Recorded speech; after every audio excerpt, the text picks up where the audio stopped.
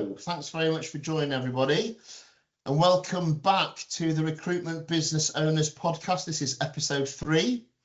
Today I'm joined, as you can see, by Ani Anaz, Managing Director at SSG Partnerships, which is an organisation that's helped over 700 recruiters launch and grow their own businesses over the past 20 plus years. SSG partners with founders to remove the operational weight from compliance to credit control so they can focus on billing and building.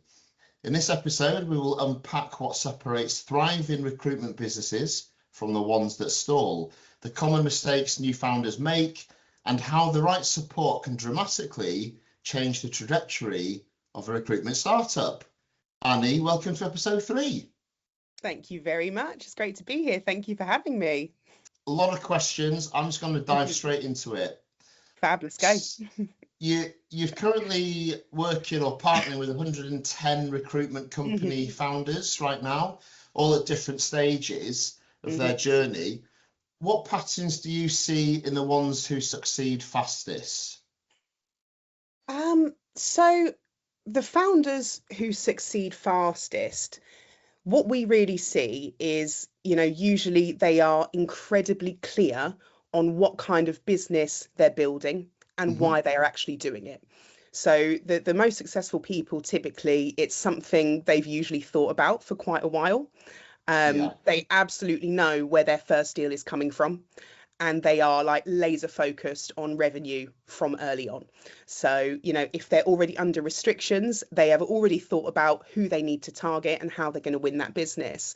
And I think the biggest difference really is that they have kind of properly planned ahead, whereas slower founders sometimes don't have a plan and they will often end up playing catch up.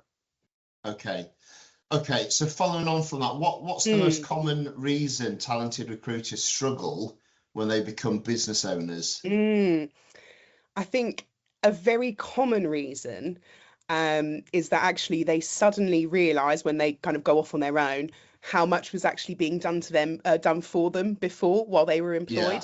You can be an absolutely brilliant recruiter, but when you start your own business, it's not just about you billing anymore. You've got to run the business as well. And if you're coming from another company, especially a bigger company, there is a lot of infrastructure that is around you, which makes everything work that sometimes you don't really notice. So as soon as that disappears, that can be quite a big shock.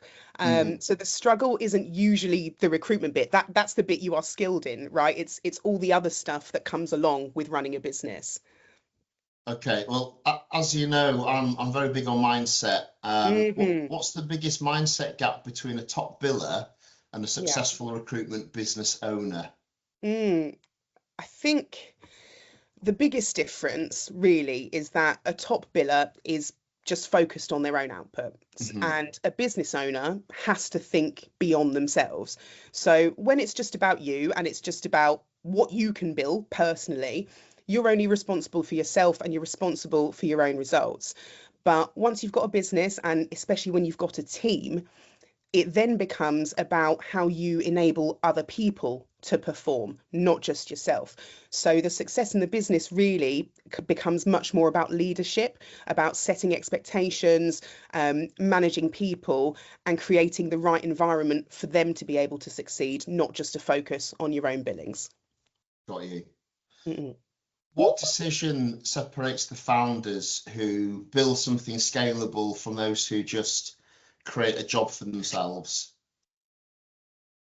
The difference, I think, is really whether they are building intentionally or whether they are just reacting to what's coming up in front of them.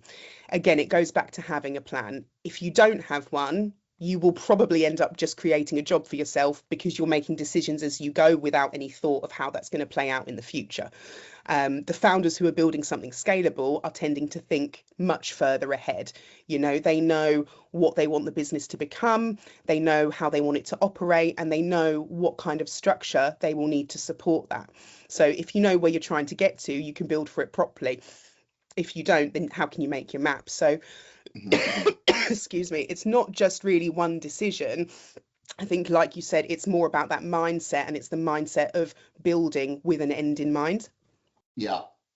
Now, you've seen in your 20 plus years there at SSG over 700 recruiters setting up their own business. What do you find that new recruitment business owners consistently underestimate?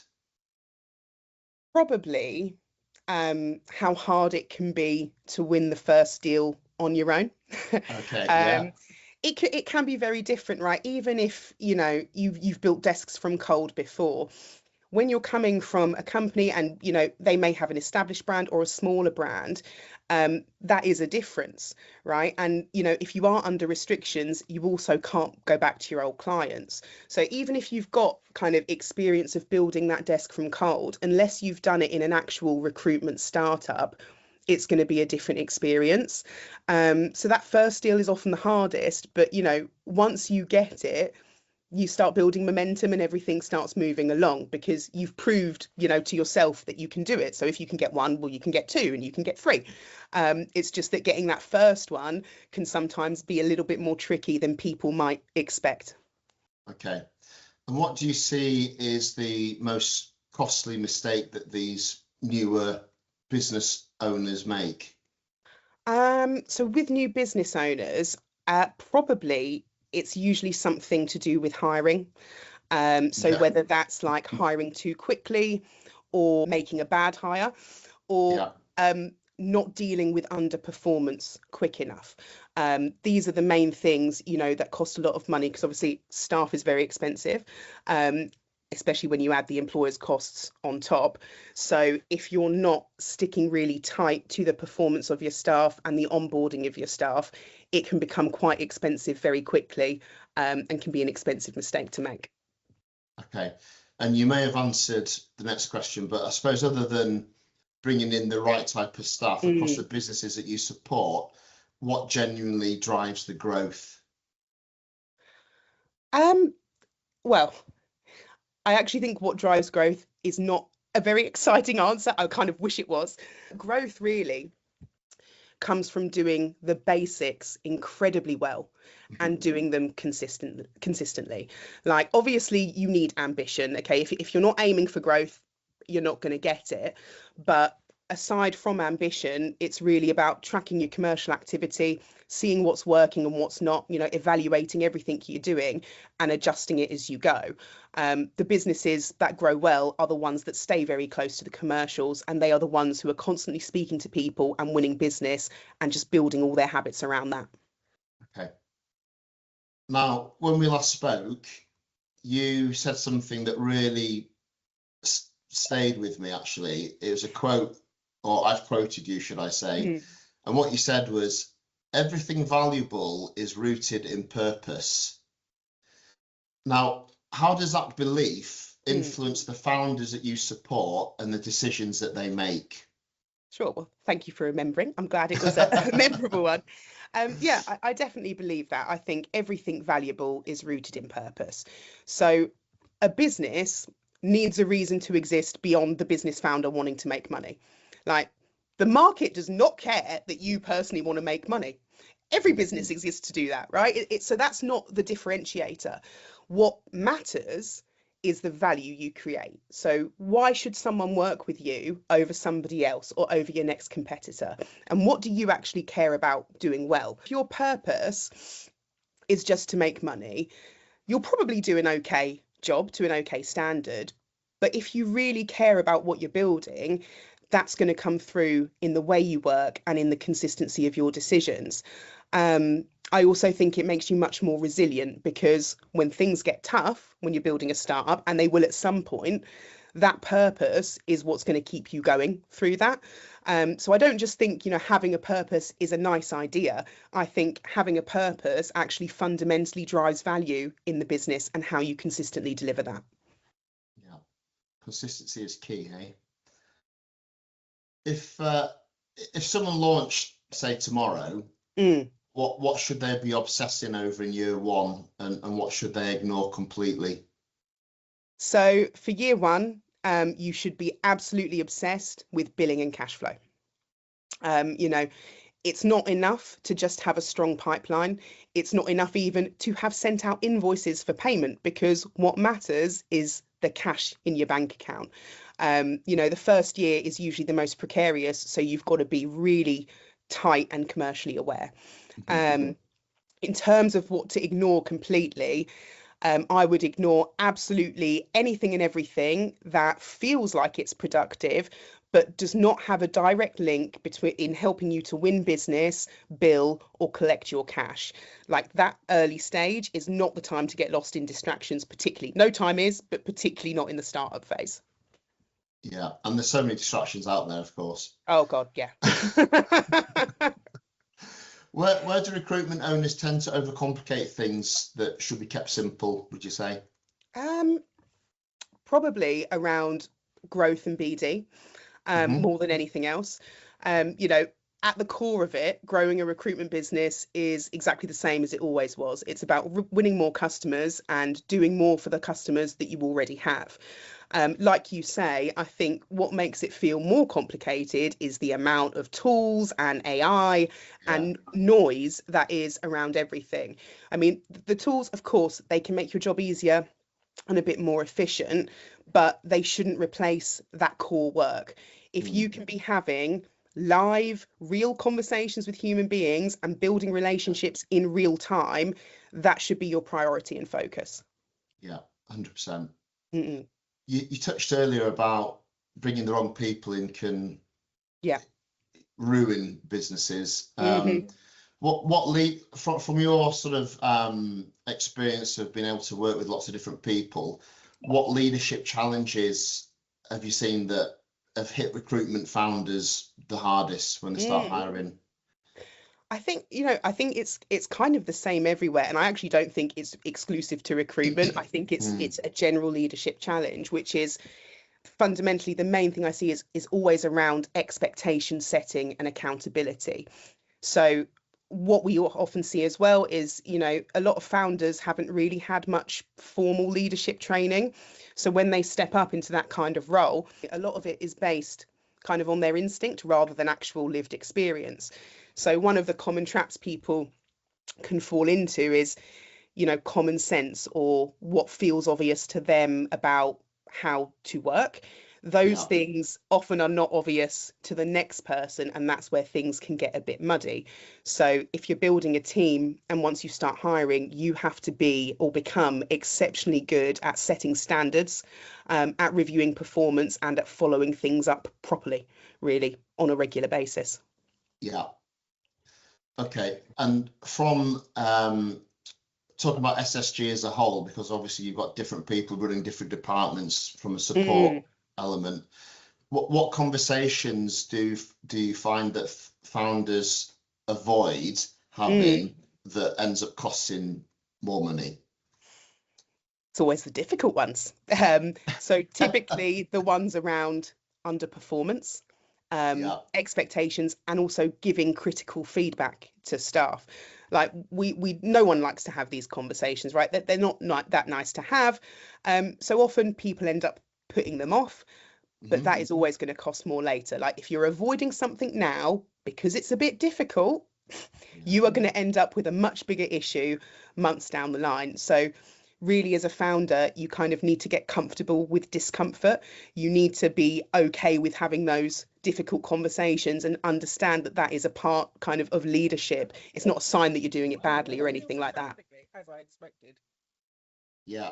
Okay. And for those that are unfamiliar with what SSG actually provides beyond the branding and compliance, what is that? So fundamentally, we help ambitious recruiters start, scale, and grow their own businesses. As you kind of mentioned earlier, Josh, at a practical level, we provide all the infrastructure that keeps the business running. So like your compliance, your branding, your IT, your payroll, all of that kind of thing. But really beyond that, what we do is we help to bridge the gap between someone being a very good recruiter and being a very capable business owner. So that will be things like having a finance business partner who will help you actually understand your numbers and what's going on in your accounts. Having a mentor who can challenge your thinking and help guide your decisions, but also being a part of a network of founders at various stages in their journey who are going through or have been through the same things as you.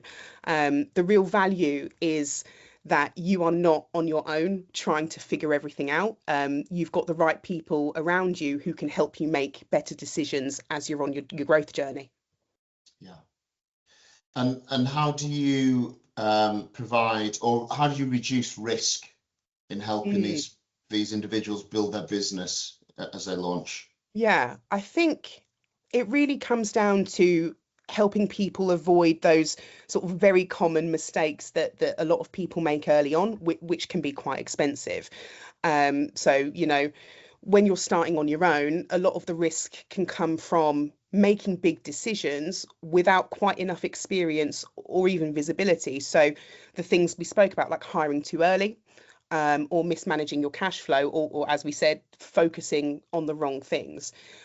So what we do is we give founders the right level of support around those decisions, whether that's through their finance partner, their mentor, their network, etc., so they can move faster, but with a bit more confidence behind what they're doing. It's obviously not about removing risk completely. That's impossible. You can't do that. But it's about helping people avoid the avoidable mistakes. And if someone were to join SSG, what would the first 12 months look like? Really, it should be focused on building the business properly without losing sight of revenue. So getting the foundations in place, being very structured in how you work, all while staying very close to your BD activity, your delivery, and your cash flow. Like ultimately, it always comes back down to winning business and generating cash. Your first year should feel intentional. It shouldn't be chaotic and it shouldn't be reactive. You should be working to a plan. And the point of having support around you is that those foundations help the founder focus on growing the business rather than getting buried with everything that comes along with running it. What would you say is the hard truth about starting a recruitment business that most founders don't want to hear? Well, probably the hard truth will be, if this is something you want to do because you think it will be easier than being employed, you will probably be disappointed, especially at the beginning, right? Like building a business is going to be harder before it gets easier. Like you have to be very happy with delayed gratification. There isn't a shortcut, right? We would all love a get rich quick scheme, but it just doesn't exist. There's no easy version of building a business if you want real results. And if you want, exceptional results, then that also usually takes an exceptional level of commitment. Like with anything, you get out of it what you put into it. Yeah. And do you think that there's too many recruiters start the businesses way too early? Some people probably do start too early. Yeah. I think if you can't clearly explain why you're doing it, or what makes you different, or how you're going to make it work, then that's probably too soon. That's not to say, you need everything perfectly figured out, because you definitely don't need that, but you do need a real reason and a clear enough direction. So just starting because it sounds like it might be a good idea is quite different from starting because you've actually thought about it. Okay, yeah, fair enough.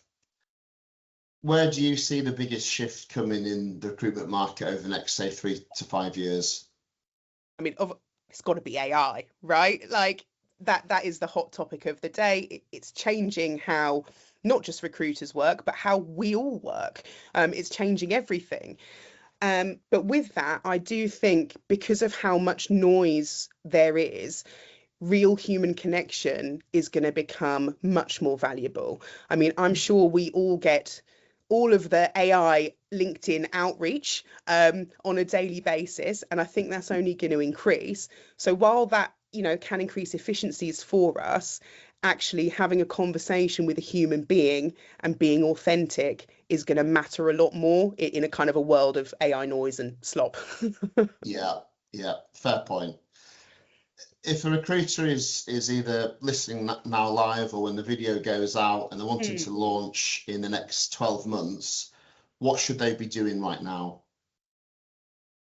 So if you want to launch in the next 12 months, you've got a great window of time to get really clear on the key things you need to be clear on before you make the jump. So, you've got time to figure out where your first deal is going to come from, because that's not something you want to figure out after you've already launched your business. If you do that, you're already behind. So it's, again, thinking about who are you going to target? And why are these people going to work with you? Like, what's your angle and what makes you different? What do you stand for? What sets you apart in your market? You've also got some of the practicalities as well, like being aware and understanding of your restrictions and not doing anything to contravene those. So you need to think about your BD strategy and make sure you've got a realistic plan about how you're going to get revenue in at the early stages.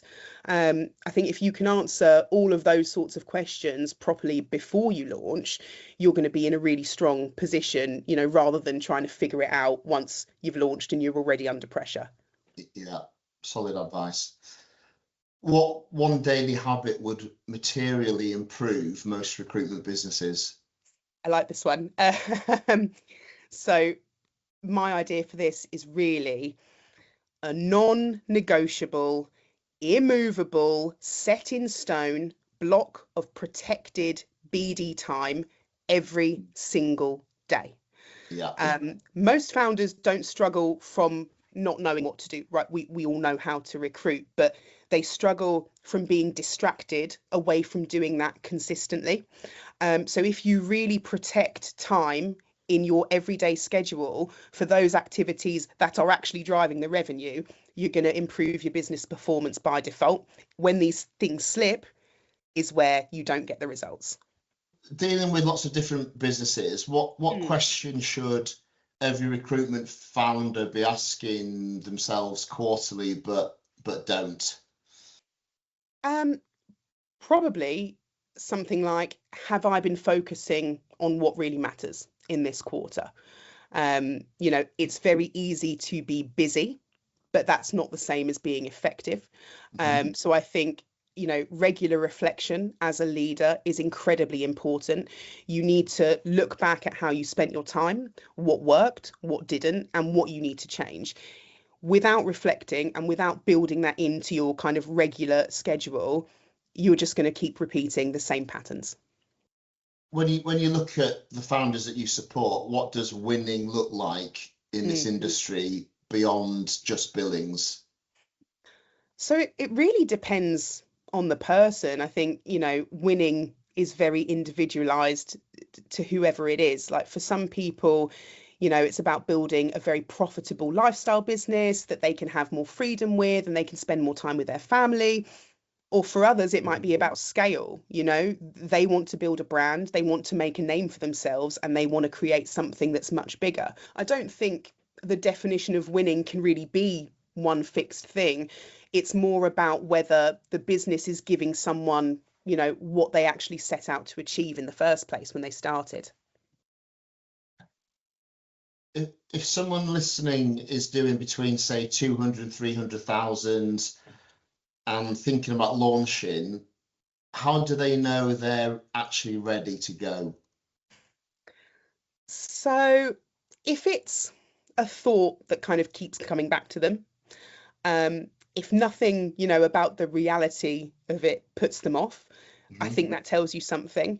I don't think if some people will feel ready, but I think a lot of people will never actually feel perfectly ready, because there is always a reason that you can choose to wait or kind of keep refining your plan or say that it's not a good time. But if you know why you want to do it, if you know what value you want to create, and if you are willing to put in the work to get there, then you're probably ready to take the next step. You become ready by doing, not waiting for the perfect moment. I sort of liken it to driving a car. You can't learn to drive a car by just reading the highway code. It's going to go very badly. You know, you actually have to learn, you've got to do it, and you've got to get that into your muscle memory, and that's how you become good. Annie, really enjoyed that. Oh, thanks, George. Couple of questions. So I launched a recruitment business 2 years ago. Okay. I suppose these questions are sort of relevant to me, but what would you say like the key hiring trigger points of when, so I want to grow, I want to scale, I've just made my first hire, but like at what point do you then hire the second person, the third person, and so on? Okay. That's a really good question, George. So I think really it comes down to capacity and finances. So, you know, if you have a desk where you're bringing in way more work than you know what to do with, that's a good indication of needing to hire. Similarly, you know, if your cash flow supports it and you're looking for growth, that is a perfect time to hire. I would say that the main thing is obviously to have a hiring plan, to have an onboarding plan, to make sure that whatever hires you do make are successful when you bring them on. You don't fall into the traps of, you know, letting things drift and you know, people being unclear and then performance not being great, but it kind of running on too long. Yeah. Does that help? Okay. It definitely does. I suppose you touched on the finances. I'm intrigued to sort of hear on from your perspective, what is a good reserve to have when bringing somebody on board? That's a really good question. I guess there's nothing with anything, it's nothing really fixed. So I think it would be pretty individualized to your business. I'm very risk averse, if that helps. So I think, look, if you're, you know, if you've got probably, look, I'm just shooting from the hip here, so don't hold me to it, but probably if you've got 3 months in reserve, that should typically be fine, right? Because if you're onboarding someone, if they do not work out, you should figure that out within 1, maybe 2 months. It shouldn't really drag on longer than that. So I would say, you know, you need to look at your cash flow and see what impact that would have. It's best to model these things out, and that's kind of what we do. You know, when we support businesses who are looking to hire, we will look at their finances, model out what the expectation will be in terms of outflows, and see if they can sustain that. But yeah, 3 months, you should be pretty okay, because that will give you enough of a float to adjust if the person doesn't work out. Yeah, fine. No, that's good. I've spoken to some people that have said 3 months, spoken to some people that have said 6 months, some have said 12, and it's just obviously, as I said there, I'm so risk averse. So I've waited out for the 12, but part of me thinks, should I have jumped earlier? But now I'm in such a comfortable position that it gives me that sort of 3 month solid period to make sure someone does work out, versus like if they don't do a placement in the first month, it's like, you're gone because we just can't afford it. And I've been in businesses where it's been like that. So I think it's really challenging as well. And this is definitely something I've learned now, is I've done this job with my eyes closed for 10 years. And it's like, when you then bring somebody in and it's like, oh yeah, you just need to cover sheet that CV, or oh, you just need to make that CV look better. It's like, I just know how to do that with my eyes closed, whereas getting that information across to them has been like, oh, actually, I really need to go back to basics here. How do you use Word documents? Like, how do you format, like that sort of thing? No, 100%. I think that, George, exactly ties into kind of what I was saying earlier. You know, things which are common sense to you may not be for other people. You know, that's why clear expectations. But that's why having clear expectations is so important. You know, because that then, if everything's outlined clearly, people know what they're doing and where they're going. If you leave it up to chance, then you're probably not going to get the result. My question is around core tech stack. So I am literally getting calls every day from people selling this and this and this. It's like, what would you say is the absolute core functionality of a small business that they need to have in place? And I get that this differs, but I'm just keen to sort of understand what your thoughts are when you're setting somebody up. What is the plan of attack? So really, your Microsoft or Google, whatever, you know, your preferred platform is for your all your Word documents, etc. Really, the main things: CRM and phone. What else do you need? Well, that's exactly what we've got. But when you hear of Sourcewell and then you hear of this and you hear of other things, it's like, I can see the advantages that they bring, but also they're a big liability at the start. Yeah. Exactly. So I would say the main thing is to start with the tools you critically need. You know, stay very focused on winning new business. Yeah. And then when you have time, you know, when you've reached some kind of stability on your billings and your income, then you can start to explore some tools. But I think there is a massive risk, because there is so much out there, that you can just lose days to investigating the latest hot recruitment tech on the market, which, you know, ultimately that's time away from you making calls and actually winning business. Yeah. No, fair. That's made me feel at ease. And really insightful, having started a business 6 weeks ago myself. I guess one of the things I'd love to hear from you is where your expectations should lie for your first year in terms of revenue numbers versus what you've been doing in a big firm. So when I was working at a big Shrek firm, it was obviously £1 million plus billing, but what does that look like when you're sat on your own without that infrastructure? How do you see that play out with businesses you help? That's such a good question. Thank you, Matthew. Really, obviously, it's so dependent on market and things like that. Of course, you know, it's going to be individual a bit to what market you're working in, what your kind of average fees are, what the lead time is kind of on your placements. Like, are you working, you know, high roles with 6-month notice periods, etc. But I think, you know, generally you should expect it to be a lot less than what you were doing back in employment. And particularly, again, if you're under restrictions, you can't talk to your whole client base. You're going to have to go and completely start from the beginning, with the absence of whatever brand you were working for before, you know, it's not behind you anymore. So you should definitely expect a reduction. It's kind of hard to give a firm number on what that could be, because it's so dependent on industry, but it will definitely be less. But you should obviously target yourself to achieve, you know, as much as you think is reasonable. So I probably would say, you know, 1 million is not going to be reasonable. I think anywhere from like 100 to 300 can be reasonable for your first year. I would say getting towards the top end is more exceptional performance, but it's not impossible. Thank you. To give you an idea, Matthew, I set up 2 years ago. My first year, I did half of my final year's billing. Oh, okay, that's brilliant. Well done. Well then, George. Yeah, round of applause, please.